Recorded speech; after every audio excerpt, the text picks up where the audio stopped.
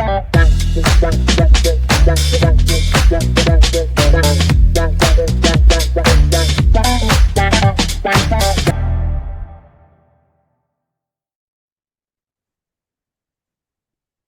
guest on the journey is a 39-year-old electrician, volunteer firefighter, father and husband. Feeling depressed about his personal health and habits, he decided to make some changes in his life that would help him to be more positive and healthy. Coming from a place where he felt he couldn't talk about what was bothering him with ridicule, he kept it inside and tried to fix it himself. Starting 2021, our guest today weighed 320 pounds and reached his rock bottom, and he decided to take on drinking alcohol. At the same time, he started journaling and kept a record of what challenges he faced and how he overcame the pressures of going back to old habits and routines. So today, we welcome Sean Robertson to the journey. Hi, David. Thanks for having me. Excited to be here. It's a pleasure. So, as journeys begin, there's always a start. And what was your earliest memory of your journey?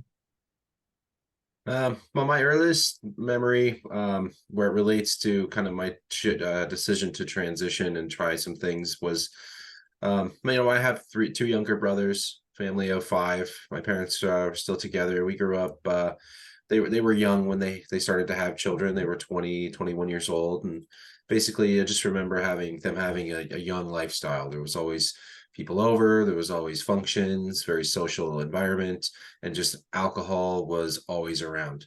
Um, I didn't have anything when I was a kid, but I could mix a drink when I was about 8, 9 years old.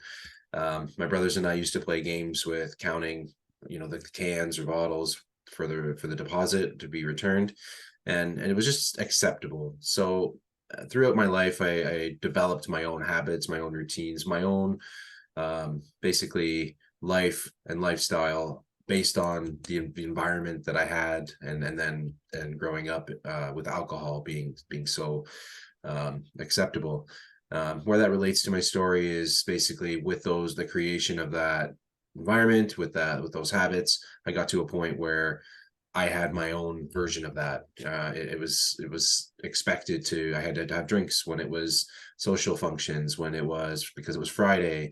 Working in construction, it was just normal to come in on Mondays and talk about your stories from the weekend or go for drinks with the guys. And while I never felt like I was coming from a place of addiction, the habits and the structure behind always having to do that definitely weighed me down. Getting to a point where I was 320 pounds, living the same way and wondering why I couldn't fix it or why things weren't changing. It was kind of eye-opening to me that I was in a lot more control of it than I really thought. Yeah, so my question is, with alcohol being a thing to relate to, did you find it a comfort as such? I think I did because it was just so normal for so long. Like at one point when I was in college, I worked at a liquor store and was just, it was just normal. It was normal to have drinks with people. It was normal as a social lubricant. It was normal to just have that around all the time. So I never even thought that to just not have it anymore was the thing. It just didn't seem like that was, it never really crossed my mind to just, I'm just not going to do this. So when I was at that 320-pound mark and just miserable physically, mentally, no motivation, tired all the time, leading the end of 2020 to start, a New Year's resolution or a dry January, I just thought this was something that I could remove for a period of time in an effort to start feeling better, in an effort to kind of get, going on the right path. And it was something that I didn't really think was so interrelated to all of the other things. It was just a social thing. It was just something I had or something that was around. So to take that away and start to do things differently in those environments, to not have a drink when it was a Friday or because I was out with the guys, or to gain that confidence to just do something different that I had done before, kind of gave me more confidence to try other things I hadn't done before, or to open up to maybe a different lifestyle than I was used to. Yeah, and you were saying about being part of the guys. Obviously, you had friends who drink, and you still do have friends who drink. But how do you think they accepted you for you not to drink? Did they laugh at you in the beginning? Did they accept it from that get-go?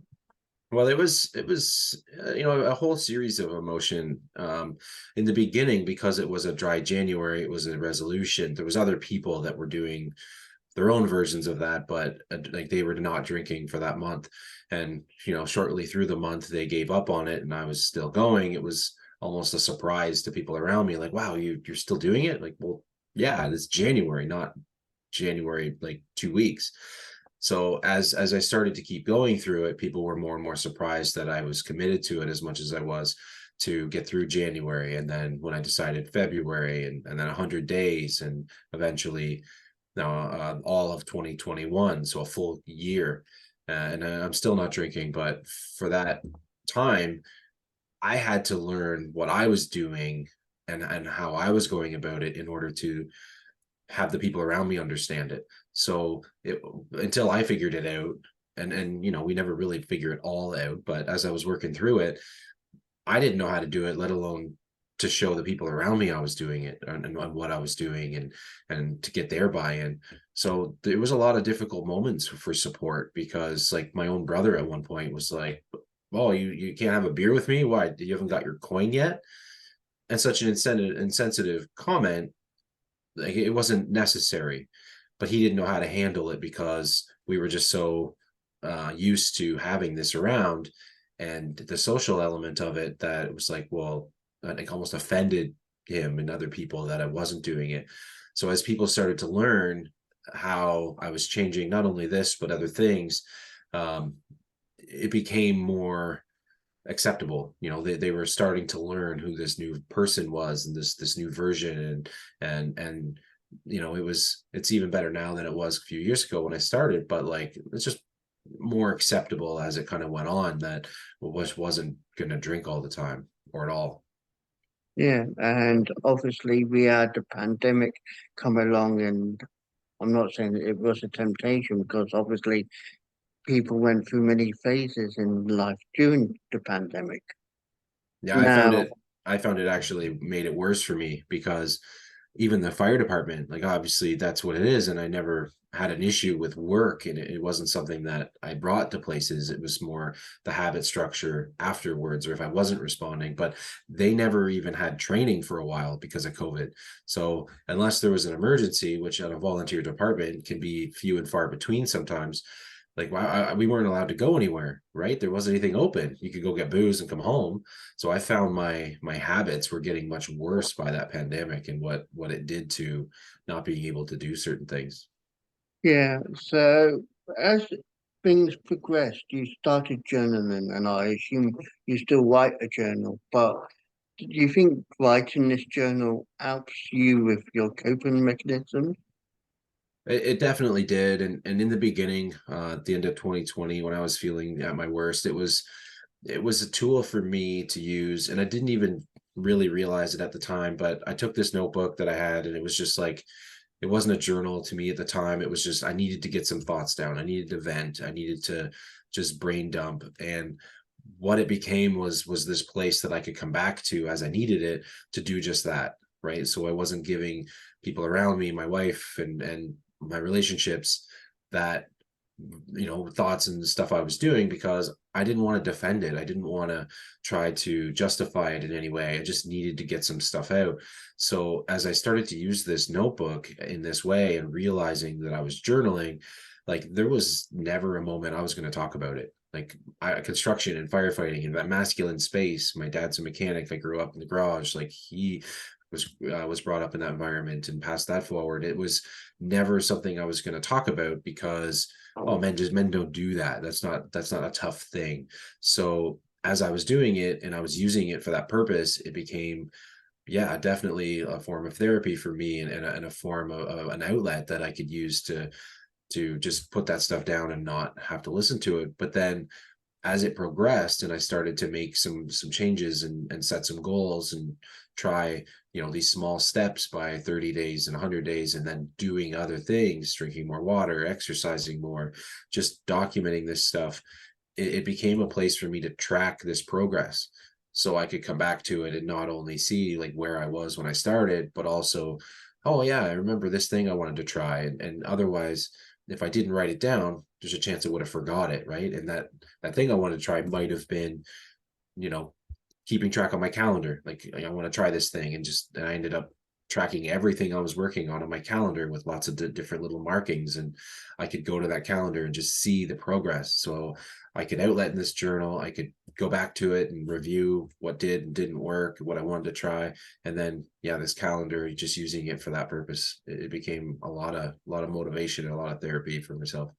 Yeah, I understand about journals myself because back in the day, and I still got it now, I used to write a blog, which was just reflecting on, because a blog is like a journal, online journal. And I could often go on there and I could post things because I was happy to blog about it. And that was my escape because I didn't seek a counselor at the time. I didn't seek out for myself because I thought I can do this by myself. And the way I could do it was talking about random subjects at the time. Now it's a bigger blog and I've got, the readership, but I always find if you randomly talk in a post on a blog or if you write in a journal and you transfer it to a podcast or in a blog, people can relate to it and say, yeah, that sounds like me. Yeah, definitely. And that's a lot of why, like, as I was working through that year, because as I went from 30 days, 100 days, as I started to open up and read and listen to more podcasts and audiobooks and learn about habits, learn about lifestyle change, learn about these things, the 100 days, I got to that point. I was like, well, I'm not done yet. Like, wouldn't it be cool if I could do this for an entire year? This alcohol thing that I had that just felt like I needed it. Like I hadn't been that long, let alone an entire year, since I was in my early teens. So as I worked through that year and that journal, I got to about the end of that year, and a friend had asked, how is it going? And I said, oh, I could write a book. And I'm thinking, like, I had kept this journal this entire year. This journal kept a lot of, personal things, but a lot of things that worked that I didn't like rules that I set for myself, a lot of process that I really could have used when I started this journey. Because, like you said, it's something that we can relate to. It's like putting that out there in a blog format. So I made the decision to take my journal from that year and create a book. So my book that I put out is very much in that context, where it's like me sharing those things that I went through, and really just to reach out to who I used to be, because I wasn't the type that would look for that before. I wasn't the type that thought I needed that help or needed that outlet, until I started to get through it, until I started to write these things or have these conversations that I would have never had before. And did you ever feel like you had to self-validate yourself every time you wrote something down or every time you said, I've got this? There was a lot of that, yeah, with just trying to become something that I'd never been before, as a non-drinker or whatever version of that. I started running and organized events, and the first time I went to an event and just felt so far from belonging. Like, any of these moments where I had never been before, I almost needed that validation at different points, just to say, like, you know what, you can do this. This stuff is for anybody. Like, just because I didn't feel like I belonged, as a non-drinker, as a runner, as a, someone at the gym, even, it was just a constant self-validation. And so how do you feel your journey is for now? It's been a few years since you started this. How do you feel you've progressed since then to now? I think I mean, there's always work to be done. There's always a better version, but um I can't even compare who I am now to who I was a few years ago. The person that I had become, um, just an overall attitude, motivation, my patience level, a lot of things, and some of it was related to my habits with drinking, and a lot of it was just how I felt I had to maintain myself. There was a lot of expectation I felt because I was a male, because I was in construction, because I was in these masculine environments, because the way I was brought up, because all these things. So to have such a closed-minded, fixed mindset around the way I lived and the way I had to maintain myself, I have so much growth now. I'm so open-minded to change. I'm so open-minded to being different. And I have 3 young kids, and I realized in parenting that, like, my generation and my parents' generation, well, that I grew up in, they like, I'm not raising either of those generations in my kids. So a lot of the things that I didn't like as a kid, and that my parents didn't like, that were transferred through me, like, that's not going to work for the generation we're raising. And while we agree with it or not, like, there's a lot of who I am now that's really open to the creation of whatever that generation means to them, versus the things that I thought were true because I went through it, or I lived through it, or this is what I did, so it has to work for you, because that stuff doesn't work. Yeah. So your wife has been your mainstay, and I assume your family has always been close to you to help you with this journey as well. They have. It's like I said with my brother in that instance, and we're still close. And I think he realized the comment that was made about the coin. It's been great. My wife she's been supportive through the whole thing, and a lot of it, it was because I wanted to make a decision. I felt bad enough about myself that I decided to make it. So it wasn't like I ever felt pressure or resentment from her, even though that we had moments with some of my habits and attitudes that would have been for a much harder conversation if I didn't change, which I would learn much later. But as I worked through things, like, I wanted it bad enough, and like, yeah, she's been great. My family's been great, to just kind of see this change through, and really, them and others, it's really started to encourage other people to say, you know what, like, I don't have to stay this way, whatever that means to them. Like, I can start to change some things, and I can become something different. Like, really, all of this is in anyone's power to do. It just, we have to, maybe let a bit of our pride go, and be a bit vulnerable, and just say, you know what, I made a mistake, or, I made a wrong decision, and just allow ourselves to start to live a bit differently, to try different things. Now, talking about your book, obviously it's available right now. If people wanted to read it, where would they be able to get it from? So it's available on Amazon. It's also through my website, seanrobinson.ca. There's a link direct to Amazon. It's available, I think, Barnes and Noble, Canada's Chapters, Indigo. Any of the bookstores have it available online. It's called Going Dry: My Path to Overcoming Habitual Drinking. It's a short book. I knew when I wrote it that I wasn't a reader before, and I wouldn't have picked it up if it was 400 or 500 pages. So I kept it pretty specific. It's 120 pages, and it's really focused on that growth from where I was at the end of 2020, and really dark and miserable and depressed, to a point where I've established this growth, and allowed these things, and tried some things, and set this kind of path for myself.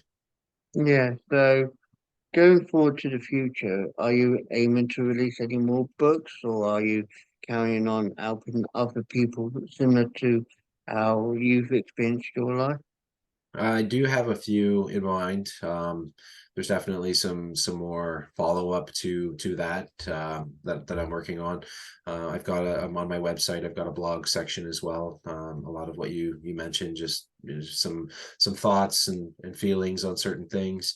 I find a lot with my journey is that book for me that I've released is really about that first year. That first year was about just the hardest growth that I could come up with by allowing those things to change. Since that first year, I've continued on this journey. I've lost 100 pounds. I've started running in events. I did my first half marathon in October, something I never thought I'd do before. I've really started to put a lot of myself out there in a way to share that I'm working on these things, but that these are all very possible. So my follow-up book, it's something that will speak more to where I've come since that first step, and really showcase that it wasn't about the drinking, it wasn't about the alcohol. That became a catalyst for me for change, but it was more about just allowing myself to be open to change, to be open to doing something differently than I thought was the way I had to do it. I always thought, this is who I am. And I used that excuse so much. I don't have to change. This is just who I am. It was like I had to maintain this version through the rest of my life in whatever circumstance came forward. This is just who I am. But that's so incorrect. I was holding myself back so much just by hiding behind that. Yeah, and hiding behind that mask, I know from experience, it's never the answer because people only question you more and more. And you're like, I am me, and you're always like trying to reassure them that you are still you, and that's the difficult thing. Yeah, I think we get to like a comfort zone where that we just find ourselves in that pocket, and it's just easier to stay there. It's easier to continue. Our brains do this naturally, but it's just easier to have the same thoughts, to do the same things, to live the same life than it is to try and change something, because a lot of times it's difficult. We don't have a concept of what that change might look like. So it becomes an unknown, and with a lot of unknowns there's a lot of uncomfort, there's a lot of stress and anxiety, and we find ourselves climbing back into that comfort zone, that pocket, rather than really feel vulnerable and let the hair stand up on our neck as we take those extra steps. It's really just that comfort zone that we have to try and break from. So, to help people more, what would you say to them in their journey and understanding themselves? The biggest thing for me, and as I worked through that first 30 days and 60 days and 100 days, and I tried this with a lot of different things, even just brushing my teeth. Like my dental health, it was lacking. So twice a day for morning and night, check mark on the calendar. It was something so small for me to get started on, but something that became so huge later because it gave me a way to test this theory, to test the small increments, the tracking, the 100 days, the lifestyle change. And after that 100-day mark, I stopped tracking it on purpose to see if it stuck, to test the theory. And I couldn't not do it. Like I'd be lay in bed at night and think, oh, I haven't brushed my teeth, and get up and go and do it. Whereas in the past, I just, oh, I'll do it in the morning, I'll do it tomorrow. So by starting small and being consistent, so picking something, I'm going to do whatever this week. I'm going to go for a walk this week. I'm going to try to do it a couple, 3 times. I'm going to do it every day, whatever it is. You just find that thing, work small, and build on it when you can. An example for me was I wanted to get into some sort of fitness routine. I wanted to get better at that part of it because I got the cardio figured out, but I just, the gym, the working out, the fitness part, the exercises. So I challenged myself to do one sit up every day. One sit up is simple, right? Almost every single person can do a version of a sit up. That's the way to get started. Do that one, because that's not stressful. That shouldn't be very difficult. Even if it's the hardest thing, it's just one. I can do one, right? And then you find yourself, you've got that base is one. So even if you can do two or three, as long as you do one, you can put that mark on the calendar. You can track that. And before you know it, like right now, I've been working through this one sit up, and I'm doing 100 sit ups every day. Some days it is an absolute struggle to get to it, and it is actually most days it's right before bed, it's the last thing, and I don't want to lose that consistency and marking that calendar, so I will do it right before bed, if it's midnight, if it's whatever, just because I wanted to get it done that day. But it started at 1. So the way that translates, just start at whatever it is, do something small and build on it when you can, but keep doing it and hold yourself accountable to it. And whatever you're working on, it translates to everything. I've tried lots of things, and the system works. Commit to that, first week, but really plan on doing it for 100 days, and I think you'll see results. Now, to clarify your website, it's Sean, SEAN, Robinson.ca. Yes, Sean, ROBINSON.ca. And Sean, it's been a pleasure talking to you about your journey today. Thank you, David. I appreciate being here. Thank you.